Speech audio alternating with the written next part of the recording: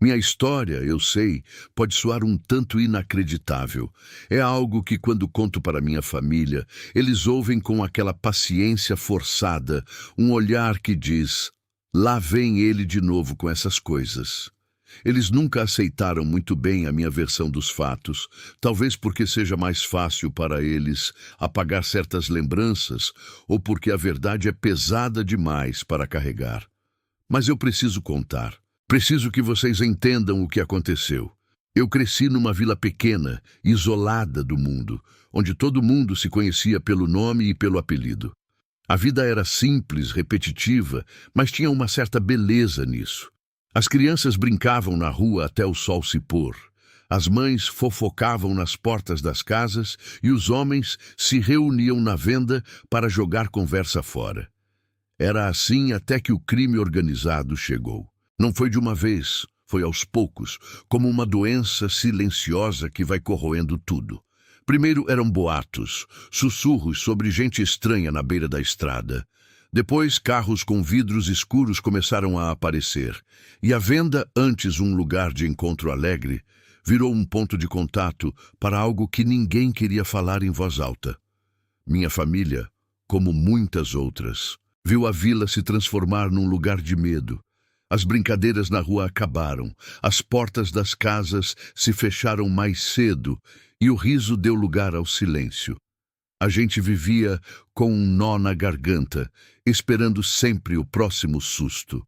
Foi uma época cruel, e meus pais, vendo que não havia mais futuro para nós ali, decidiram ir embora. Deixamos tudo para trás.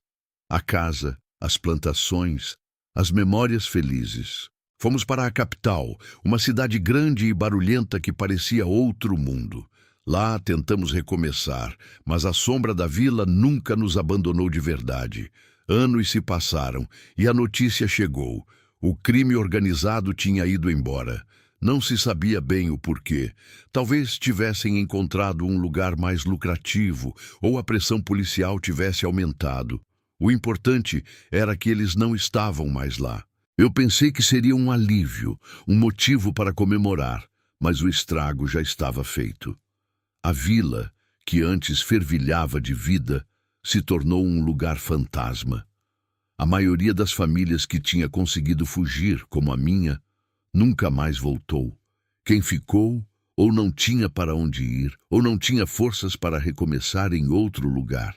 Quando soube que o crime tinha sumido, tive a esperança de reencontrar a vila que eu conhecia, mas o que encontrei foi um cenário desolador. As casas estavam vazias, muitas delas em ruínas, com telhados caídos e janelas quebradas. O mato tomava conta dos quintais, e as ruas, antes tão movimentadas, eram agora trilhas silenciosas. Poucos habitantes restavam, a maioria idosos que não tinham mais energia para mudar, ou pessoas que, por algum motivo, não conseguiram sair. Havia também boatos, sussurros que diziam que aqueles que ficaram se apropriaram das terras e das casas dos que partiram. Não dava para saber o que era verdade, o que era lenda. Apenas que a vila tinha virado um esqueletão de si mesma. A casa da minha família, onde eu tinha passado a infância, era uma das mais castigadas. O telhado havia desabado em boa parte. As paredes estavam cheias de rachaduras e o jardim, antes tão cuidado pela minha mãe, era agora uma floresta de ervas daninhas. Olhar para aquilo era como ver um pedaço da minha alma desmoronar. Era difícil aceitar que aquele lugar que guardava tantas memórias tinha se transformado em pó. Minha vida seguiu em frente. Tornei-me arquiteto, construindo prédios e casas em lugares que nunca seriam assombrados por fantasmas do passado. Mas o destino, ou o acaso, decidiu me pregar uma peça.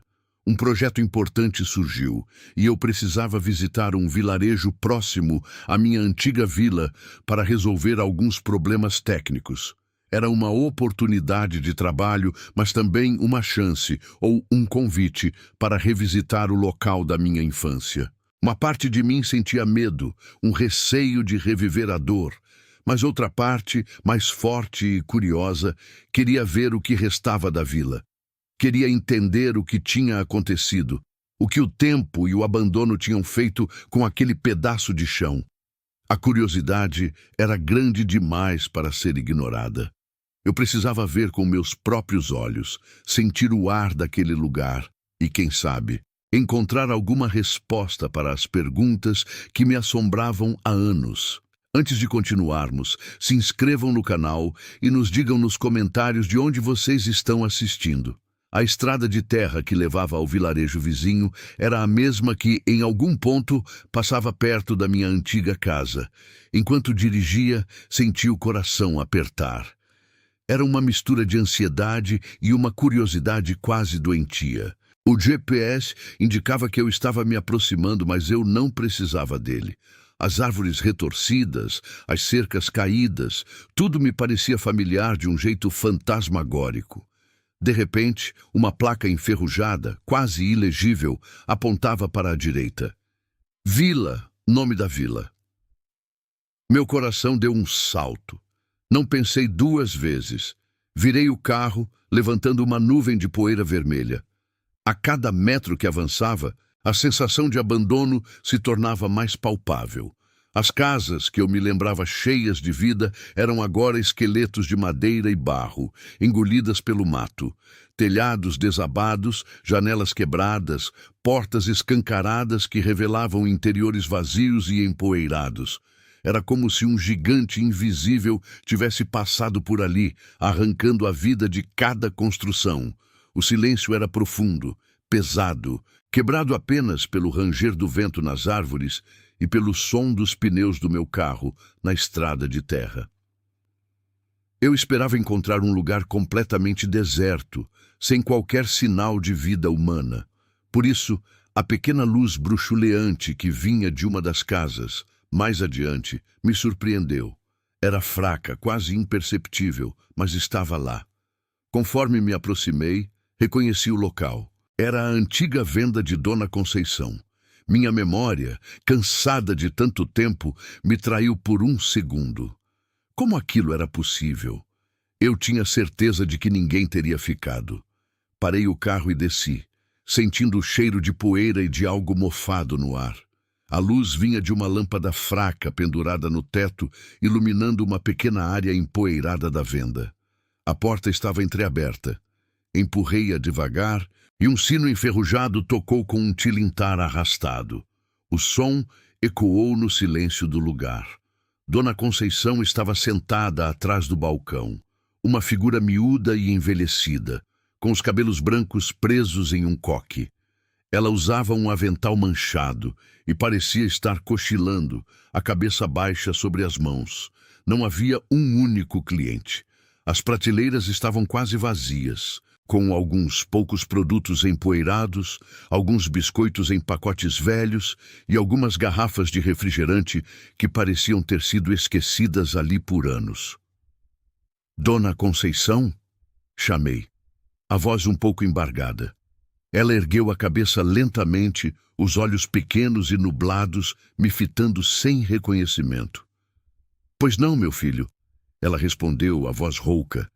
Eu esperava que ela me reconhecesse, que um lampejo de memória acendesse em seus olhos, mas nada. Era como se eu fosse um estranho completo. Meu nome, que eu tinha certeza que ela pronunciara tantas vezes na infância, não significava nada para ela agora. Eu era criança aqui na vila, Dona Conceição. Tentei, sentindo uma pontada de tristeza. Minha família morava perto do rio. Ela apenas balançou a cabeça, sem qualquer sinal de que as palavras tivessem despertado algo. Ah, sim, muitos meninos passavam por aqui, mas já faz tempo, não é? Ela suspirou. O tempo apaga muita coisa. Comprei um pacote de biscoitos de polvilho que, ao verificar mais tarde, estavam vencidos há mais de um ano. Não importava. Eu só queria conversar, entender o que tinha acontecido. Perguntei sobre os antigos moradores, sobre as famílias que eu conhecia.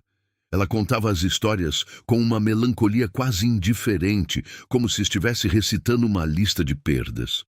A família da Maria. Foram embora. Nunca mais voltaram. Dizem que estão bem na capital. O Zé e a família? Ah, esses se meteram com coisa errada, meu filho. O Zé sumiu. A mulher foi embora com os filhos pequenos. A gente ouve umas coisas, mas é melhor nem saber. As notícias eram sempre as mesmas. Foram embora, entraram para o tráfico ou morreram. A vila era um cemitério de histórias não contadas, de vidas interrompidas ou desviadas. A cada nome que eu perguntava, sentia um aperto no peito. Era como se a cada resposta um pedaço da minha infância fosse arrancado de mim. Até que perguntei sobre Justino. Justino, o menino que eu tanto implicava na escola, o alvo das minhas brincadeiras de mau gosto. Eu me sentia culpado por isso, uma culpa que carregava há anos. Justino? Ela repetiu, e um pequeno sorriso surgiu em seus lábios enrugados. Ah, Justino, esse ficou. Mora lá para os lados do milharal, na casa do pai dele. É um bom menino, sempre foi. Ele vem aqui de vez em quando, me ajuda com umas coisas. Um alívio imenso me invadiu. Justino estava vivo, e ainda na vila. Era uma ponta de esperança em meio a tanta desolação. Senti uma necessidade urgente de encontrá-lo, de pedir desculpas. Eu precisava me redimir. Na infância, eu era um idiota. Zombava do seu jeito tímido, da sua roupa simples, do fato de ele morar um pouco mais afastado. Eu era um dos valentões da turma e ele, a vítima fácil. A imagem dele, com os olhos assustados e a cabeça baixa, me perseguiu por anos. Agora eu tinha a chance de consertar, ou pelo menos tentar. A alegria de saber que Justino estava ali, que ele tinha resistido a tudo, era a única coisa que me mantinha de pé. Eu precisava ir atrás dele, não apenas para me desculpar, mas para entender o que o prendia àquele lugar, o que o fazia continuar ali, em meio a ruínas e fantasmas. Ele era a última ponte para a minha infância, a única pessoa que talvez pudesse me ajudar a conectar os pontos, a entender o que realmente tinha acontecido com a vila e com as pessoas que eu conhecia. Era uma chance de fechar um ciclo, de encontrar alguma paz em meio àquele cenário de perdas. A vila, que na minha memória de criança era um universo vasto e cheio de segredos, agora parecia encolhida, quase um modelo em miniatura do que um dia foi. As ruas de terra batida, que eu me lembrava como campos de futebol sem fim, onde corríamos atrás da bola sob o sol escaldante, agora eram trilhas estreitas, sufocadas pelo mato alto e pela vegetação que brotava entre as pedras soltas. Era como se o tempo tivesse comprimido o espaço, roubando a grandiosidade da minha infância. As casas, antes coloridas e vibrantes, eram agora apenas cascas vazias, muitas delas sem telhado, com as paredes de taipa desmoronando lentamente. Em algumas, só restava a fundação, um quadrado de pedras na terra, como um túmulo para a memória de uma família que um dia viveu ali. Cada passo pela vila era um mergulho em um passado que eu mal reconhecia. A casa da família do Pedro, onde eu costumava roubar mangas do quintal, era agora um amontoado de tijolos e madeira podre, quase irreconhecível.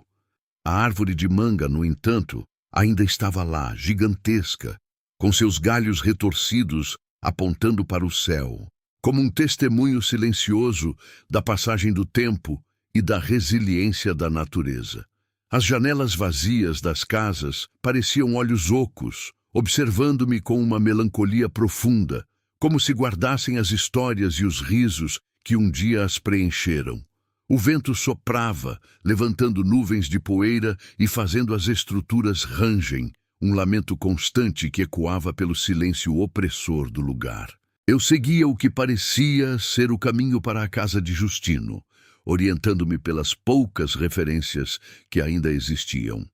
A escola, por exemplo, que era um marco na minha infância, estava em um estado ainda pior do que as casas. As paredes estavam pichadas, os vidros das janelas completamente estilhaçados, e o telhado havia cedido em vários pontos, revelando o interior da sala de aula, onde as carteiras de madeira estavam empilhadas e cobertas por uma grossa camada de poeira e teias de aranha. A lousa, ainda presa à parede, tinha rabiscos ilegíveis, como se fantasmas de alunos tivessem tentado deixar uma última mensagem. Pensei nos meus dias ali, nas brincadeiras do recreio, nas broncas dos professores e, inevitavelmente, em Justino, que sempre se sentava nas últimas carteiras, tentando passar despercebido. Depois da escola, o caminho se tornava ainda mais selvagem. Dona Conceição tinha dito que Justino morava para os lados do milharal, e eu sabia que isso significava seguir uma trilha que se afastava do centro da vila, em direção aos campos e à floresta. A trilha era quase invisível, engolida pelo mato alto e pelas árvores que haviam crescido desordenadamente, transformando o que antes era um atalho bem usado em uma passagem quase intransponível. As árvores formavam um túnel verde, escuro e úmido, e o ar era pesado com o cheiro de terra molhada e folhas em decomposição. Eu tinha que empurrar galhos e desviar de cipós, sentindo a umidade na pele e o cheiro forte da vegetação. Era como se a própria natureza estivesse tentando esconder Justino do mundo exterior. Finalmente, a trilha se abriu um pouco e eu vi o milharal. As plantas estavam altas, muito acima da minha cabeça, formando um labirinto verde que se estendia até onde a vista alcançava. O sol, que antes mal conseguia penetrar na trilha, agora batia forte, criando um jogo de luz e sombra entre as folhas. No meio do milharal, como uma figura solitária e um tanto assustadora, estava um espantalho. Era um espantalho diferente dos que eu me lembrava, vestido com roupas que pareciam femininas, um vestido puído e um lenço colorido amarrado na cabeça. Os braços de madeira estavam abertos, como se ele estivesse me convidando para entrar no labirinto de milho. Uma sensação estranha me percorreu, um misto de curiosidade e um leve arrepio. A casa de Justino, ou o que eu supunha ser a casa do pai dele, ficava um pouco mais adiante, no limite do milharal, quase escondida pela vegetação. Era uma casa pequena, de madeira e barro, com um telhado de telhas velhas e uma varanda simples. A pintura estava descascada e o quintal estava tomado pelo mato. Mas havia um pequeno caminho limpo que levava até a porta, sinal de que havia alguém ali. Conforme me aproximei, vi um cachorro vira-lata deitado na varanda, que levantou a cabeça e latiu algumas vezes, alertando sobre a minha presença. E então, ele apareceu. Justino. Ele saiu da casa, parecendo um pouco mais magro do que eu me lembrava, com os cabelos grisalhos e a pele marcada pelo sol, mas ainda com os mesmos olhos gentis e um pouco assustados. Ele usava uma camisa surrada e calças de brim, e carregava uma enxada no ombro. Quando me viu, parou, os olhos arregalados de surpresa. Ele me olhou por um longo momento, uma expressão de pura incredulidade em seu rosto. Eu esperei que ele não me reconhecesse, que o tempo tivesse apagado a memória do menino que o atormentava. Mas não. Você! Ele começou, a voz um pouco embargada, como se estivesse tentando encontrar as palavras certas. Você é o... Ele hesitou, e eu completei. O meu nome. Sou eu, Justino. Um sorriso lento e genuíno se abriu em seu rosto. Um sorriso que iluminou seus olhos cansados. Era um sorriso que eu não via há décadas e que me trouxe uma pontada de nostalgia e um pouco de vergonha. Eu não acredito. O que você está fazendo aqui? Depois de tanto tempo, ele largou a enxada no chão e veio em minha direção, estendendo a mão para um cumprimento. Sua mão era áspera, calejada pelo trabalho, mas o aperto era firme e caloroso. Eu estava de passagem a trabalho e resolvi vir ver a vila. Dona Conceição me disse que você ainda estava por aqui. Expliquei, sentindo um alívio imenso. O fato de ele não ter reagido com raiva ou ressentimento já era um bom sinal. Dona Conceição, aquela velha fofoqueira, ele riu. e o som da sua risada era familiar, um som que eu não ouvia há tanto tempo. Entra, entra, não fica aí parado no sol. Pensei que nunca mais ia ver ninguém daqui. É bom ter alguém para conversar, mesmo que seja por um minuto. Ele me convidou para entrar na casa, e eu senti um peso se levantar dos meus ombros. Aquele encontro que eu temia estava começando de uma forma muito mais suave do que eu poderia imaginar. A oportunidade de me redimir, de pedir desculpas, estava ali, na minha frente. Justino me abriu a porta da sua casa, e o cheiro de terra, madeira e um leve aroma de café pairava no ar. A sala era simples, com poucos móveis, mas tudo estava limpo e organizado. Havia uma mesa de madeira no centro, com 2 cadeiras e um pequeno armário encostado na parede. Em um canto, uma cama improvisada, coberta por um cobertor de lã. Pela janela, eu podia ver o milharal e o espantalho vestido de mulher que me observava. Eu estava finalmente ali, na casa de Justino, depois de tantos anos. Aquele lugar, que antes era apenas uma ideia distante e uma fonte de culpa, agora era uma realidade. E eu estava pronto para enfrentar o que viesse. Justino me fez um sinal para que eu entrasse, e ao passar pela soleira, senti uma estranha mistura de alívio e apreensão. A casa era modesta, mas acolhedora, com um cheiro de terra molhada e café fresco que me lembrava a casa da minha avó. Ele apontou para uma das cadeiras de madeira rústica perto da mesa, e eu me sentei, observando-o enquanto ele fechava a porta atrás de mim. O cachorro, que havia me latido, agora estava deitado nos pés de Justino, olhando-me com desconfiança. «Senta aí, fica à vontade», disse Justino com um sorriso gentil. «Vou pegar uma água para você. A viagem deve ter sido longa». Eu assenti, ainda surpreso com a sua amabilidade.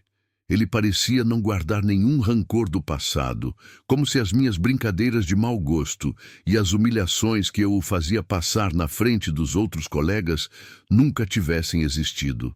Era quase como se ele tivesse apagado essas memórias, ou, o que era mais provável, as tivesse perdoado há muito tempo.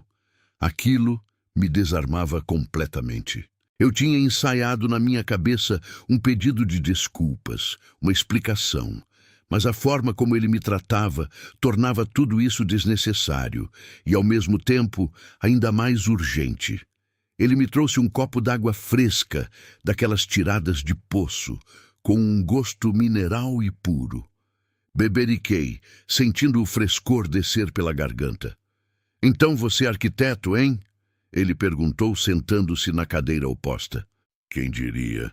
Lembro de você desenhando umas casinhas na escola, mas nunca pensei que ia levar jeito». Eu sorri, um pouco sem graça. «É, as coisas mudam. E você, Justino? O que tem feito por aqui?» Ele deu de ombros. «O de sempre, cuidando da roça, das galinhas. A vida no campo é assim, não tem muita novidade, mas é boa, é tranquila». Ele olhou para mim, seus olhos percorrendo meu rosto, como se estivesse procurando algo. «Sabe, eu sempre lembro de uma vez que você me ajudou». Eu franzi a testa, tentando vasculhar minhas memórias. Eu me lembrava de inúmeras vezes em que eu o importunava, mas não de uma vez em que eu o tivesse ajudado. A culpa apertou no meu peito. «Ajudou?» Perguntei, a voz um pouco mais baixa do que eu esperava.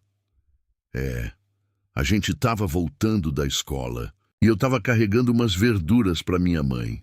Era pesado e eu era pequeno.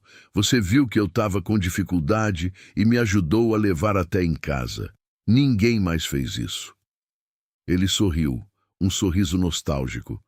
«Minha mãe até fez um bolo pra gente. Você não aceitou, disse que não gostava de bolo de fubá, mas minha mãe ficou feliz mesmo assim».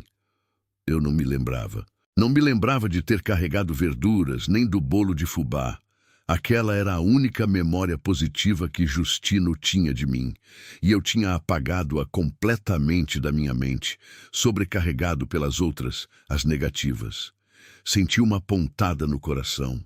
Como eu pude ser tão cego, tão cruel? Eu não me lembro, Justino, desculpe. eu murmurei. Não tem problema. A gente esquece as coisas boas e lembra das ruins, né? Mas eu não esqueci. Foi uma gentileza. Ele se levantou e foi até um pequeno armário. Quer um gole de cachaça? É da boa, caseira. Meu pai fazia. Eu hesitei. Eu não era de beber muito e tinha a intenção de ir embora logo depois de me desculpar. Mas a gentileza de Justino, a memória que ele tinha de mim, me fez sentir que eu devia a ele mais do que um pedido de desculpas rápido. Ah, um gole não faz mal, eu disse, tentando parecer casual. Ele pegou 2 canequinhas de alumínio e uma garrafa de vidro transparente, cheia de um líquido amarelado. Serviu um pouco para cada um. O cheiro forte e adocicado da cachaça preencheu o ar. Saúde! Ele disse, erguendo a caneca. Eu ergui a minha e tomei um gole. A cachaça desceu queimando, mas era suave, com um sabor de cana que me remetia à infância. Quase engasguei, mas consegui segurar a tosse. Justino riu. Forte, né? Mas esquenta a alma. E foi naquele momento que o céu desabou. Um trovão estrondoso fez a casa tremer e as janelas chacoalharam. Olhei para fora e vi cortinas de chuva despencando do céu, transformando a paisagem em um borrão cinzento. A luz diminuiu drasticamente e a casa ficou mergulhada numa penumbra. Eita! Parece que a chuva resolveu vir com tudo, Justino comentou, olhando pela janela. Acho que você não vai conseguir ir embora tão cedo. Senti um misto de frustração e um estranho alívio. Eu tinha um compromisso no dia seguinte, mas a chuva me dava uma desculpa para ficar. Era uma oportunidade para conversar mais, para tentar entender a vida de Justino e talvez, finalmente, para me redimir de alguma forma. Pois é, eu disse, dando outro gole na cachaça. Dessa vez, não queimou tanto. Parece que vou ter que me abrigar por aqui. Justino sorriu. Não tem problema. A casa é humilde, mas tem espaço e tem cachaça. Podemos conversar um pouco. Faz tempo que não tenho uma boa conversa. E assim, enquanto a chuva martelava o telhado e o vento uivava lá fora, nós nos sentamos ali, na pequena sala de Justino, bebendo cachaça e começando a desvendar as camadas de um passado que eu havia tentado esquecer, mas que ele, de alguma forma, havia guardado. A cachaça aquecia meu corpo, mas a conversa que estava por vir prometia aquecer, ou talvez queimar, minha alma. Eu sentia que aquele encontro não era apenas uma coincidência, mas um acerto de contas com o meu próprio passado. Um passado que Justino me mostrava tinha muito mais nuances do que eu me lembrava. Eu estava pronto para ouvir o que ele tinha a dizer, para enfrentar a verdade, por mais dolorosa que fosse. A noite prometia ser longa, e a chuva lá fora parecia lavar não só a terra, mas também as velhas feridas que eu carregava. A cachaça continuava a descer, e cada gole parecia dissolver um pouco mais da minha armadura, da vergonha que eu carregava. Eu olhava para Justino, para a serenidade em seu rosto, e a pergunta que eu tanto evitara, a que me trouxera até ali, finalmente encontrou voz. Justino, comecei, a voz um pouco embargada pela bebida e pela emoção. Eu preciso te perguntar, aquela época na escola, as coisas que eu te fiz. Como você conseguiu me perdoar? Por que você não me odeia? Ele me olhou, e um sorriso triste se formou em seus lábios. Ah, meu amigo, ódio é um peso muito grande para carregar. Perdoar não é esquecer o que aconteceu, mas decidir que aquilo não vai mais te machucar. Eu te perdoei há muito tempo. Ele fez uma pausa, olhando para a garrafa de cachaça, como se ela guardasse as respostas. Quando a gente vive por aqui, aprende que a vida é curta demais para guardar rancor. A gente vê muita coisa ruim acontecer, muita gente ir embora e percebe que o que importa é o que a gente tem de bom. E guardar raiva. Isso só envenena a gente mesmo. Suas palavras ecoaram na pequena sala, misturando-se ao som da chuva. Eu não sabia o que dizer. Eu esperava uma explosão, um desabafo, qualquer coisa menos aquela calma resignação. Ele havia transformado a dor em sabedoria, enquanto eu, por tantos anos, apenas a enterrei. Mas eu fui cruel com você, Justino. Eu te fiz sofrer. Eu insisti, sentindo a necessidade de verbalizar minha culpa, de jogá-la para fora. Sim, você fez, e eu sofri. Mas sabe, você era só um menino, e eu também. A gente comete erros. O importante é o que a gente faz depois. E você voltou. Isso já é um começo. Ele deu mais um gole na cachaça. Tinha um outro, o Chicão. Esse sim era complicado. Ele gostava de arrumar confusão, de colocar a gente contra os outros. Era um amigo que só trazia problema. O nome Chicão me soou familiar, mas eu não conseguia ligá-lo a um rosto específico. A vila tinha tantos meninos, tantas figuras que se misturavam na minha memória. Minha curiosidade foi despertada. Chicão, quem era ele? Eu não me lembro, eu disse, tentando puxar na minha mente alguma imagem. Ah, você deve lembrar. Ele era um pouco mais velho que a gente. Sempre por perto, sempre com alguma ideia errada na cabeça. Magro, meio dentuço, olhos pequenos e espertos. Viveu perto da igreja, a casa que agora está sem telhado. Ele era o tipo de pessoa que gostava de ver o circo pegar fogo, e muitas vezes ele mesmo ateava o fogo. Justino descreveu, e aos poucos uma imagem começou a se formar na minha mente. Um garoto com um sorriso malicioso, sempre pronto para uma travessura, mas com um toque de crueldade que me incomodava até naquela época. Sim, acho que o conheço. O que aconteceu com ele? Ele também foi embora? A pergunta era quase retórica. A maioria das pessoas havia partido. Eu esperava ouvir a mesma história de sempre, que ele se mudou para a cidade grande, que tentou a vida em outro lugar, ou que talvez tivesse se envolvido com o crime, como muitos outros. Justino balançou a cabeça e o sorriso desapareceu de seu rosto, substituído por uma expressão de profunda tristeza. Não, ele não foi embora. Não do jeito que a gente espera. O Chicão, ele se perdeu. Se perdeu de um jeito que não tem volta. A atmosfera na sala mudou. A chuva lá fora parecia mais forte, e o vento uivava com uma melancolia que combinava com o tom da sua voz. Eu senti um arrepio. Não era a história de um amigo que se deu mal na cidade, que se envolveu com drogas ou que sumiu no mundo. Havia algo mais, algo sombrio e pesado nas palavras de Justino. O que você quer dizer, Justino? O que aconteceu com ele? Perguntei, sentindo um nó se formar no estômago. Eu não queria ouvir, mas também não conseguia parar a conversa. Era como se a verdade, por mais dura que fosse, precisasse ser revelada. Justino pegou a garrafa de cachaça novamente, mas desta vez não serviu para mim. Apenas para ele, um gole longo e amargo. Ele respirou fundo, como se estivesse reunindo forças para contar uma história que o assombrava. O Chicão sempre foi meio bobo, sabe? Queria ser grande, queria ser respeitado.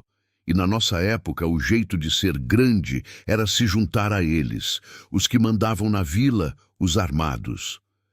Ele fez uma pausa, seus olhos fixos em um ponto distante, como se estivesse revivendo os momentos. Ele começou a andar com eles, a fazer uns servicinhos, pequenos no começo, depois maiores. E ele mudou. Ficou metido, falava grosso, olhava torto para todo mundo. Achava que era o dono do mundo. Eu ouvia em silêncio, imaginando a cena, a vila, que antes era um refúgio, se transformando em um palco para a violência e o medo. O crime organizado não apenas expulsava as famílias, mas também corrompia os jovens que ficavam. Ele começou a ameaçar os amigos, os pais dos amigos, dizendo que agora ele era homem de respeito, que ninguém podia mexer com ele. Tinha gente que tinha medo dele, mesmo ele sendo só um garoto, mas ele estava com eles, e isso dava poder. Justino continuou, a voz baixa, quase um sussurro. Um dia ele sumiu. Foi embora com eles, em um carro preto. Ninguém mais o viu. Os pais dele ficaram desesperados, procuraram por todo canto, perguntaram para os outros, mas ninguém sabia de nada. Disseram que ele tinha ido para a cidade grande, que estava trabalhando, que ia voltar rico. Mas a gente aqui sabia que não era bem assim.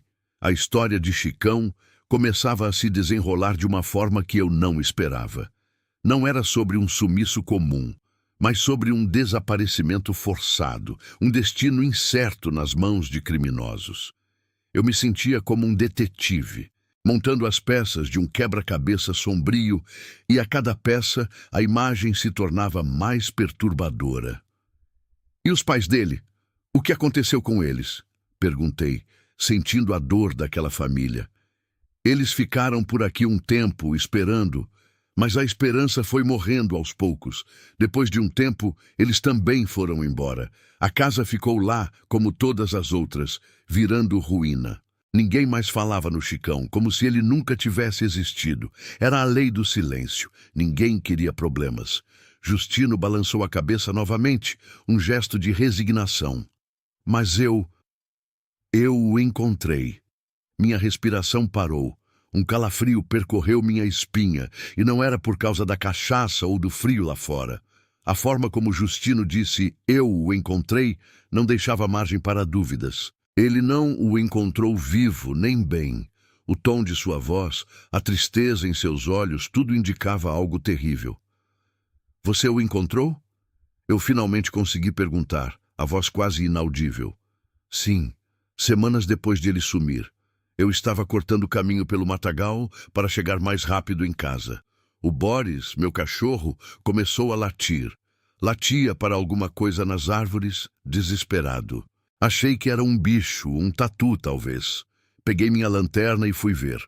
Justino fez uma pausa, e seus olhos se encheram de lágrimas que ele tentava segurar. Aquele era um momento de dor, uma memória que ele carregava sozinho há tempo demais. "E o que você viu, Justino?" Perguntei, sentindo o terror se instalar, mas incapaz de desviar o olhar. "Eu vi o Chicão, pendurado, nas árvores." Ele disse, a voz quebrada, e o som da chuva se tornou um lamento. Não era um bicho, era o Chicão. Um silêncio pesado caiu sobre nós, quebrado apenas pelo som da chuva. A imagem que as palavras de Justino conjuravam era horrível. E eu senti um arrepio que ia além do físico. Era a imagem da maldade humana, da crueldade que havia devastado aquela vila e roubado a inocência de seus moradores. A cachaça, antes um alívio, agora parecia queimar minha garganta com um sabor amargo de horror. Eu olhei para Justino, para o homem que carregava essa memória, e percebi que o perdão que ele me oferecera não era apenas um gesto de bondade, mas um testemunho da sua força, da sua capacidade de sobreviver à escuridão. E eu, que vinha ali para me desculpar por pequenas crueldades de criança, me via diante de uma crueldade muito maior, que havia roubado não apenas uma vida, mas a paz de uma comunidade inteira. A noite ainda era jovem, e eu sabia que a história de Chicão era apenas o começo de algo muito mais sombrio. A voz de Justino falhou, embargada por uma dor que parecia fresca, apesar dos anos. Aquele silêncio que se seguiu à sua revelação era ensurdecedor, preenchido apenas pelo ritmo incessante da chuva lá fora, batendo forte no telhado de zinco. Eu tentei formular alguma frase, mas as palavras simplesmente não vinham. Minha mente estava presa na imagem que ele descrevera. Chicão, o garoto dentuço e travesso pendurado nas árvores. Não era um fim digno, nem um fim que qualquer pessoa merecesse. Muito menos um jovem que talvez só quisesse ser aceito, ser grande, como Justino havia dito. O copo de cachaça em minhas mãos parecia pesar 1 tonelada. Eu o larguei devagar sobre a mesa de madeira rústica, o som abafado do vidro tocando a superfície. Justino não me olhou, seus olhos ainda fixos no vazio, como se a cena estivesse se repetindo diante dele. Aquele era o tipo de coisa que marcava uma pessoa para sempre, que mudava a maneira como ela via o mundo e as pessoas ao redor. Eu, que havia vivido minha vida na capital, em meio a prédios e rotinas previsíveis, Jamais poderia imaginar a crueza da realidade que ele havia enfrentado. Ele estava há muito tempo lá? Consegui perguntar, a voz rouca, quase um sussurro. Justino respirou fundo e um tremor percorreu seu corpo. Pelo cheiro e pelo estado. Sim, fazia uns dias, os bichos já tinham começado a fazer o trabalho deles. Ele fez uma pausa e um arrepio subiu pela minha espinha. Era um detalhe que eu não queria ter ouvido, mas que tornava a cena ainda mais vívida e aterrorizante. Eu corri como nunca tinha corrido na vida. Cheguei em casa sem fôlego, o Boris latindo sem parar. Minha mãe me perguntou o que tinha acontecido, mas eu não conseguia falar, só chorava. Abracei ela e chorei. Chorei até não ter mais lágrimas. Ele limpou uma lágrima solitária que escorria por sua bochecha. Depois que me acalmei um pouco, contei para ela. Ela ficou branca sem conseguir acreditar. Meu pai estava na roça. Ela me pediu para esperar, para a gente ir junto. Mas eu não consegui. Eu tinha que ir lá de novo, tinha que ter certeza. Eu não queria que fosse verdade. Justino se levantou e foi até a janela, observando a chuva que caía sem trégua. Voltei lá sozinho. O Boris ficou em casa, latindo e choramingando. Eu levei a lanterna de novo. Cheguei perto e lá estava ele. Chicão. Não tinha como confundir. As roupas, o jeito que estava pendurado. Era ele. A cada palavra, a imagem se tornava mais nítida em minha mente. E eu podia sentir o desespero e o horror que Justino deve ter sentido. Um garoto, sozinho, no meio do mato, diante de uma cena tão brutal. Não era algo que se esquecesse. Fui correndo para a casa do Manuel, o pai do Chicão. A casa dele era a mais perto. Bati na porta com toda a força que eu tinha. Ele atendeu assustado. Eu não conseguia falar direito, só apontava para o mato gaguejando. Ele entendeu que algo ruim tinha acontecido. Chamou a mulher, me deu um copo d'água. Justino descreveu, sua voz ainda trêmula. Depois de um tempo, consegui explicar o rosto dele. Nunca vou esquecer. Ele caiu de joelhos na porta e a mulher dele começou a gritar. Foi um choro que parecia arrancar a alma. A dor na voz de Justino era palpável. Ele não estava apenas contando uma história. Ele estava revivendo cada momento, cada sensação. E eu, como ouvinte, sentia-me arrastado para dentro daquela memória terrível, compartilhando um pouco daquela angústia. A notícia se espalhou como fogo. Não tinha polícia na vila, só em cidades maiores. Mas o povo foi lá. Os homens da vila, meus pais, os pais de Chicão. Todo mundo queria ver, queria entender, mas não tinha o que entender. Era só maldade. Justino continuou, sua voz se tornando mais firme, como se a raiva estivesse começando a substituir a tristeza.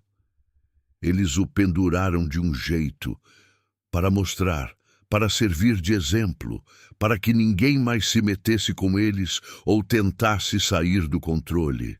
Eu não conseguia nem imaginar a cena.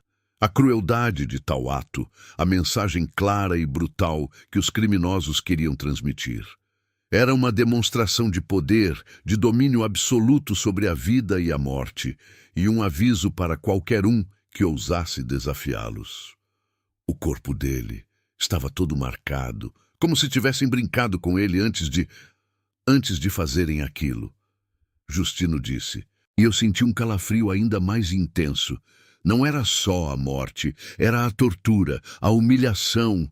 Era para mostrar que eles podiam fazer o que quisessem.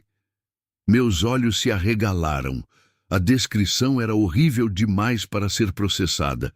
Eu tentei desviar o pensamento, mas a imagem já estava formada em minha mente.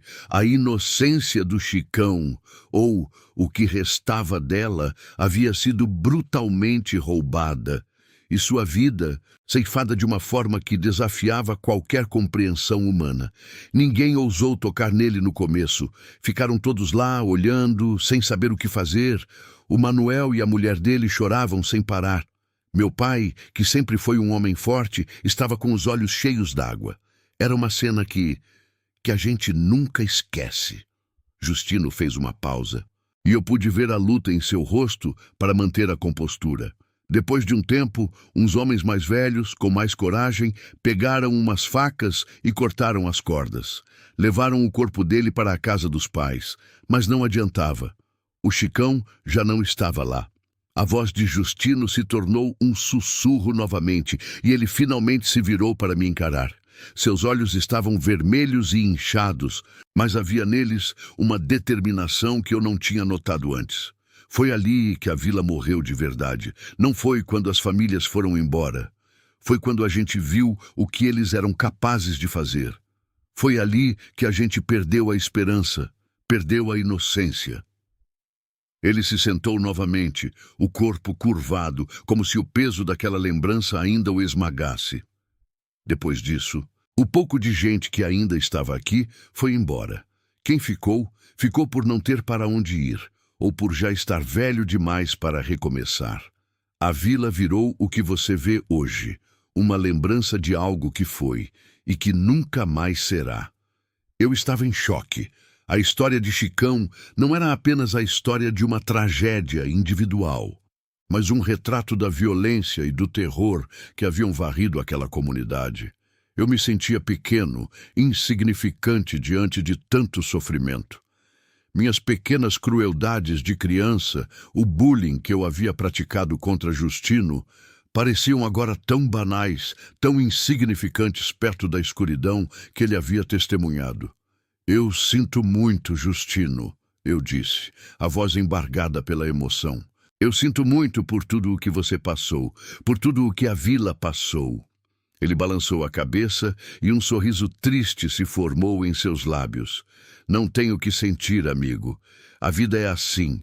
A gente aprende a viver com o que acontece e a gente aprende a perdoar. Perdoar os outros e perdoar a si mesmo. Foi o que eu fiz. Perdoei o Chicão por ter se perdido. Perdoei os monstros por fazerem o que fizeram e me perdoei por não ter podido fazer nada. Aquelas palavras me atingiram com força. O perdão de Justino não era apenas para mim, mas para o mundo, para as injustiças que ele havia enfrentado. Era um perdão que vinha de um lugar de profunda dor, mas também de uma força inabalável. Eu entendi, naquele momento, que Justino havia encontrado uma paz que muitos de nós, que vivemos em um mundo normal, jamais alcançaríamos. Ele havia confrontado a escuridão e, de alguma forma, havia sobrevivido a ela, carregando consigo as cicatrizes, mas também a sabedoria. A chuva continuava a cair, e o som parecia agora um lamento pela vida perdida de Chicão e por todas as vidas que foram marcadas pela violência naquela vila. A crueldade do que Justino descrevia era indescritível. Não era apenas a morte, mas a forma. Os detalhes que ele não verbalizava, mas que eu podia sentir nas entrelinhas de suas palavras, nas pausas, no olhar perdido, eram suficientes para pintar um quadro de horror na minha mente. A imagem de Chicão, um garoto que eu lembrava como um poço de energia e travessuras, pendurado e torturado, era algo que eu sabia que me assombraria por muito tempo. Justino não precisava de muitos adjetivos. A simplicidade e a crueza de seu relato tornavam a cena ainda mais impactante. Ele falava de uma desumanidade que ia além da compreensão, de um mal que não se preocupava em esconder sua face. Ele continuou. Sua voz um pouco mais forte agora, como se o ato de narrar a tragédia estivesse de alguma forma purificando-o. Eles não tinham piedade. Não tinham alma. Fizeram aquilo para deixar um recado, para mostrar que a vida da gente não valia nada para eles, que éramos apenas peças num jogo que a gente nem sabia que estava jogando. Eu pensava na fragilidade da vida, na inocência que se perde tão facilmente, especialmente em lugares onde a lei e a ordem eram apenas conceitos distantes. A infância de Chicão e a de tantos outros ali, havia sido roubada não por um monstro de conto de fadas, mas por homens de carne e osso, com intenções claras e brutais. Justino, por outro lado, parecia ter encontrado uma forma de transcender aquela brutalidade, de transformar o horror em perdão. Ele havia perdoado não por esquecer, mas por entender que o ódio só o consumiria. Depois de tudo isso, eu mudei. Ele confessou, olhando para as próprias mãos.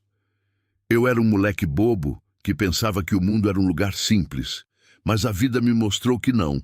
A vida é dura, é cruel, mas também tem a beleza, a gente tem que achar ela. E não adianta guardar raiva, não adianta querer vingança, aquilo só te prende mais ainda. Foi por isso que eu te perdoei, sabe? Pelas suas brincadeiras de moleque, não valia a pena carregar aquilo comigo, não depois do que eu vi. Suas palavras eram um bálsamo para a minha alma. O perdão de Justino era um presente, um alívio para uma culpa que eu não sabia que carregava com tanta intensidade. Ele havia visto o pior da humanidade e, ainda assim, escolhera o caminho da compaixão. Era uma lição profunda, vinda de alguém que havia sido vítima, tanto das minhas pequenas crueldades, quanto da violência sem limites. Enquanto a chuva batia forte no telhado e nas paredes da pequena casa, um som estranho começou a se fazer presente. Era um choro baixo, quase inaudível no começo, mas que foi se intensificando, vindo de algum lugar do lado de fora, parecia vir do milharal. Eu levantei a cabeça, tentando identificar a origem do som. "Você ouviu isso, Justino?" Perguntei, sentindo um arrepio na espinha. Ele fez um movimento com a cabeça, mas não parecia surpreso ou alarmado. "É só o vento, amigo, ou algum bicho. A gente se acostuma com esses barulhos por aqui. Entra, entra. Não vamos ficar parados na porta, senão a gente pega um resfriado." Justino se levantou e fez um gesto para que eu entrasse de vez, como se o choro fosse algo trivial, parte do cenário.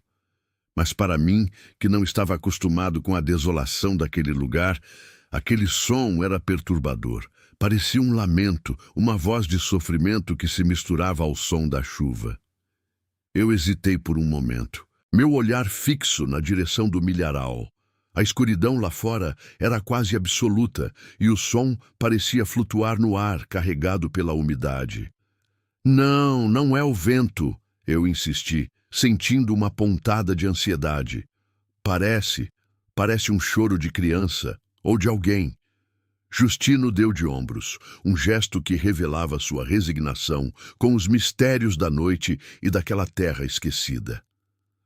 "Aqui no mato, tudo pode ser. Bicho, vento, memória. Deixa pra lá.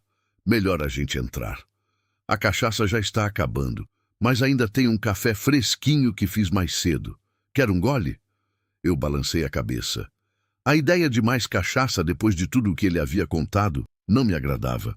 Eu precisava de algo para me clarear a mente, para me ancorar na realidade depois de mergulhar em tanta dor.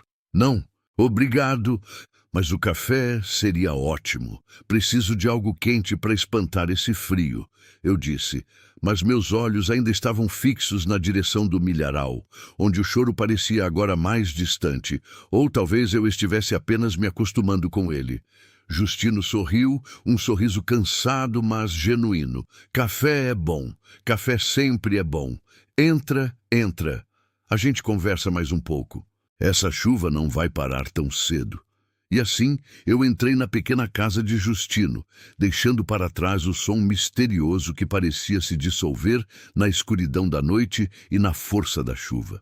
O calor do ambiente, o cheiro de café e a presença de Justino eram um contraste reconfortante com a frieza do lado de fora e o horror da história que acabara de ouvir.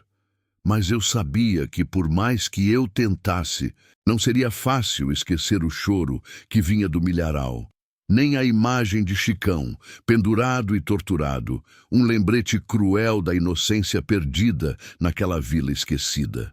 O perdão de Justino, no entanto, era uma luz em meio à escuridão, uma prova de que, mesmo nas maiores tragédias, a humanidade ainda podia encontrar um caminho para a redenção e a paz.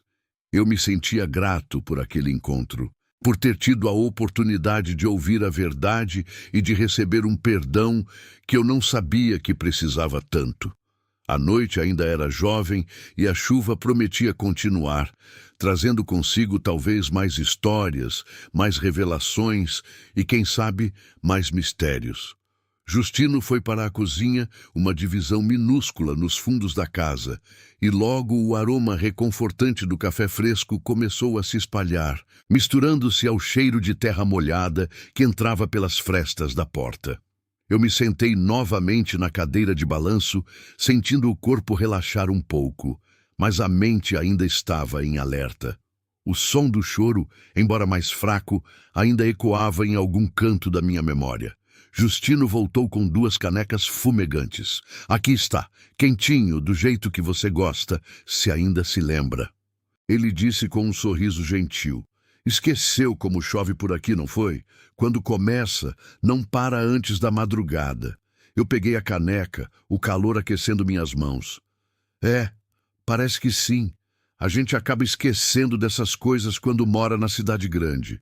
A chuva lá fora parecia ter intensificado, batendo com fúria no telhado de telhas velhas. O vento uivava, fazendo a casa ranger. Justino se sentou na outra cadeira, bebericando seu café em silêncio. Por um tempo, apenas o som da chuva preencheu o ambiente. Eu observei Justino. Seus olhos, antes tão cheios de dor ao falar de Chicão, agora carregavam uma serenidade estranha. Ele parecia em paz com suas memórias, com seu passado. Sabe, Justino, eu sinto muito por tudo aquilo. Pelo bullying, pelas brincadeiras. Eu era um moleque idiota, eu disse, a voz quase inaudível. Ele me olhou e um sorriso leve surgiu em seus lábios. Já te disse, meu amigo, águas passadas. A gente aprende, a gente cresce. O importante é o que a gente faz daqui para frente. Ele fez uma pausa, olhando para a caneca em suas mãos. A vida é muito curta para guardar rancor, principalmente depois de ver o que eu vi. O que aconteceu com Chicão, aquilo me mudou, me fez ver o valor de cada momento, de cada pessoa. As palavras de Justino me tocaram profundamente. Ele havia transformado a tragédia em sabedoria, a dor em compaixão. Era uma força que eu nunca havia imaginado encontrar ali, naquele lugar esquecido, com um homem que eu havia maltratado na infância. A conversa continuou por mais algum tempo, um misto de lembranças da infância, histórias da vila e reflexões sobre a vida. Justino falava sobre a simplicidade de sua existência, sobre o prazer de cultivar a terra, de ver as plantas crescerem. Ele parecia ter encontrado um propósito na solidão, uma paz que a cidade grande, com todo o seu barulho e agitação, nunca poderia oferecer. Enquanto ele falava, sua voz foi ficando mais arrastada, os olhos pesados, a cachaça, a conversa longa e o cansaço do dia estavam cobrando seu preço. Ele começou a divagar, falando sobre o milharal, sobre o espantalho e sobre o choro que eu havia ouvido. É só o vento, meu amigo, o vento. Ele canta muitas histórias por aqui, histórias velhas, gente que se foi, bichos, tudo misturado. Ele adormeceu ali mesmo na cadeira, a caneca de café vazia ainda em suas mãos. Sua respiração ficou pesada e regular, um som tranquilizador em meio à tempestade lá fora. Eu o observei por um momento, sentindo uma gratidão imensa por aquele encontro inesperado. A culpa que eu carregava se dissipava aos poucos, substituída por um sentimento de paz. A chuva continuava a cair sem trégua. O telhado da casa de Justino, embora antigo, parecia aguentar bem, mas algumas goteiras começaram a aparecer. Um pequeno filete de água escorria de uma fenda no teto, pingando no chão de terra batida. Eu me levantei e, sem fazer barulho para não acordar Justino, procurei algo para conter a água. Encontrei algumas panelas velhas na cozinha e as posicionei estrategicamente para coletar as goteiras. O som rítmico das gotas caindo nas panelas se somou à sinfonia da chuva. Eu me sentei no sofá, um móvel antigo e empoeirado, mas surpreendentemente confortável. O cansaço me atingiu de repente. A viagem, as emoções, a cachaça, o café. Tudo se misturou e eu senti minhas pálpebras pesarem. Decidi que seria melhor dormir um pouco. A tempestade não parecia dar trégua. E sair dali no meio da noite seria perigoso. Fechei os olhos, tentando esvaziar a mente, mas as imagens do que Justino havia contado, o corpo de Chicão, o choro misterioso, tudo se misturava em um turbilhão de pensamentos. Justino dormia profundamente, e o som das goteiras era a única coisa que quebrava o silêncio pesado da casa, além do barulho incessante da chuva lá fora. De repente, um clarão intenso iluminou toda a casa, seguido por um trovão ensurdecedor que fez as paredes vibrarem. O raio caiu muito perto. Um eco estrondoso ressoou pelos campos e, por um instante, a casa tremeu. Justino nem se mexeu. O impacto me fez pular do sofá. Meu coração batia forte no peito. A escuridão voltou tão rapidamente quanto se foi, mas algo havia mudado.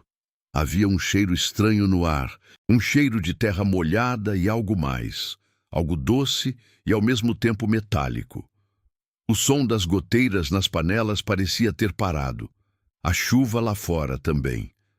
Um silêncio assustador se instalou, um silêncio que era mais perturbador do que a própria tempestade. Eu me levantei devagar, meus olhos tentando se ajustar à escuridão quase total. Foi então que eu ouvi.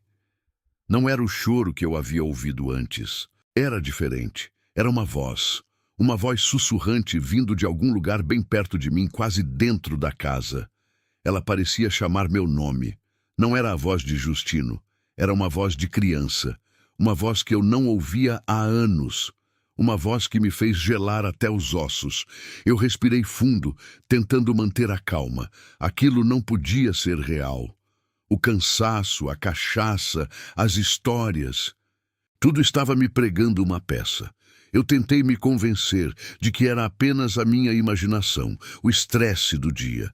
Mas a voz chamou novamente, mais clara desta vez, e eu tive certeza. Eu conhecia aquela voz. Era a voz de Chicão. Meu corpo inteiro se arrepiou. Eu senti um frio intenso, mesmo dentro da casa abafada. Abri os olhos o máximo que pude, tentando enxergar algo na escuridão. O ar ficou pesado e eu senti uma presença. Não era a presença de Justino, que dormia profundamente. Era outra coisa. Algo que estava ali comigo, na mesma sala. A voz sussurrou meu nome pela terceira vez e eu senti um toque suave na minha perna. Um toque gelado, mas inconfundível. Eu gritei, um grito abafado que se perdeu na escuridão da casa e na minha própria garganta. Eu fechei os olhos com força, desejando que tudo aquilo fosse um pesadelo, que eu acordasse na minha cama, na cidade grande, longe daquela vila esquecida e de seus segredos. Mas eu sabia que não era. Eu sabia que estava acordado. E eu sabia que não estava sozinho. A voz sussurrou novamente, desta vez mais perto, como se estivesse bem ao meu lado. E eu senti o medo mais profundo que já havia sentido em toda a minha vida.